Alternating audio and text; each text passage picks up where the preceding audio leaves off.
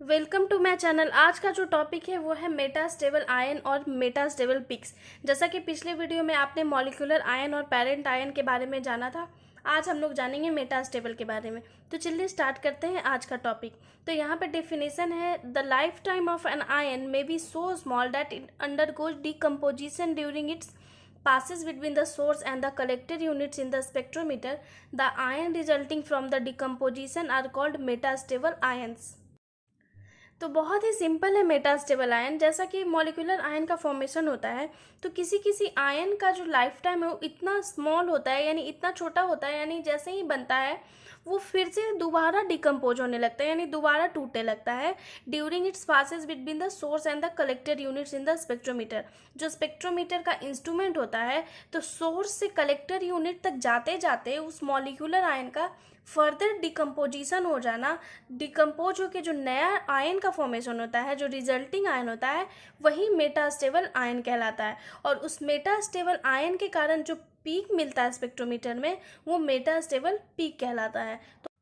Characteristic और properties of metastable ion और metastable peak. First जो पॉइंट है वो कह रहा है they don't occur at integral mass by charge value, या एम बाई ई वैल्यू भी कह सकते हैं, या एम बाई जेड वैल्यू भी कह सकते हैं।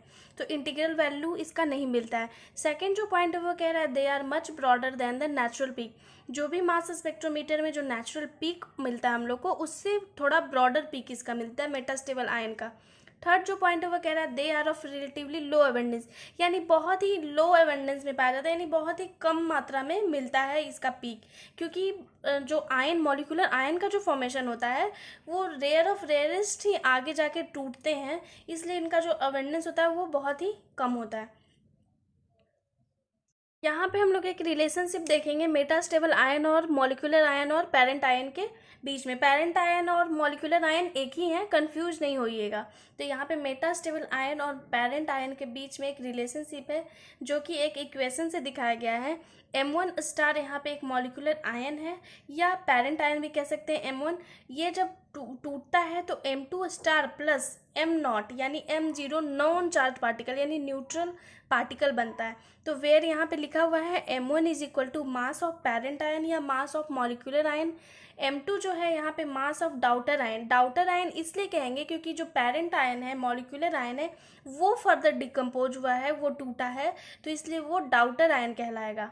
नेक्स्ट हम लोग देखते हैं, यहाँ पे रिलेशनशिप है मेटास्टेबल आयन का M1 और M2 के साथ। जहाँ पे M1 हम लोग का क्या था, मॉलिक्यूलर आयन था, और M2 जो था वो डाउटर आयन था। तो जो रिलेशनशिप निकल के आता है वो आता है M star is equal to M2 का होल स्क्वायर अपॉन M1।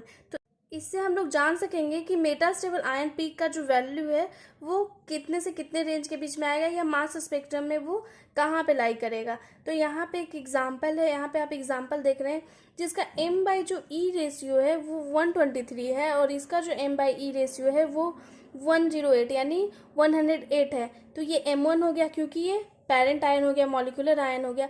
ये जब फर्दर डिकम्पोज हो गया, तो फर्दर डिकम्पोज होके यहाँ पे देखिए एक फ्री रेडिकल बन के निकल गया।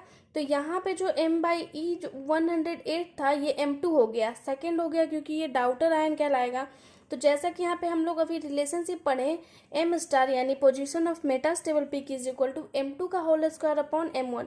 तो यहाँ पे M2 का जो वैल्यू है वो 108 है, तो यहाँ पे 108 इंटू 108 अपॉन में जो M1 का वैल्यू है वो 123 है, तो यहाँ पे 123 जब इसे सॉल्व करते हैं तो 94.8 आता है। तो यहाँ पे देखिए प्रूफ हो गया कि मेटास्टेबल आयन पीक का जो वैल्यू होता है वो इंटीग्रल वैल्यू नहीं होता है, क्योंकि यहाँ पे पॉइंट में आया है, डेसिमल में आया है। सेकेंड इसी तरह का एग्जाम्पल हम लोग देखेंगे। सेकेंड एग्जाम्पल में जो इस कंपाउंड का जो M बाई ई है वो 108 है, और ये जब फर्दर टूटता है, डिकम्पोज होता है, तो डाउटर आयन का फॉर्मेशन होता है। तो इस तरीके से ये इसका पेरेंट आयन हो गया, तो M1 हो गया, और ये M2 हो गया।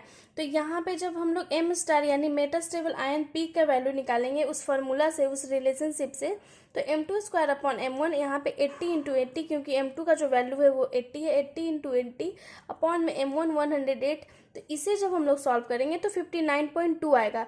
इससे प्रूफ हो गया कि मेटास्टेबल आयन का जो वैल्यू है वो इंटीग्रल वैल्यू में नहीं आता है। तो आज का जो टॉपिक मेटास्टेबल आयन और मेटास्टेबल पीक था वो यहीं पे ख़त्म होता है।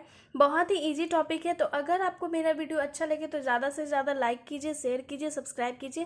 Thank you so much.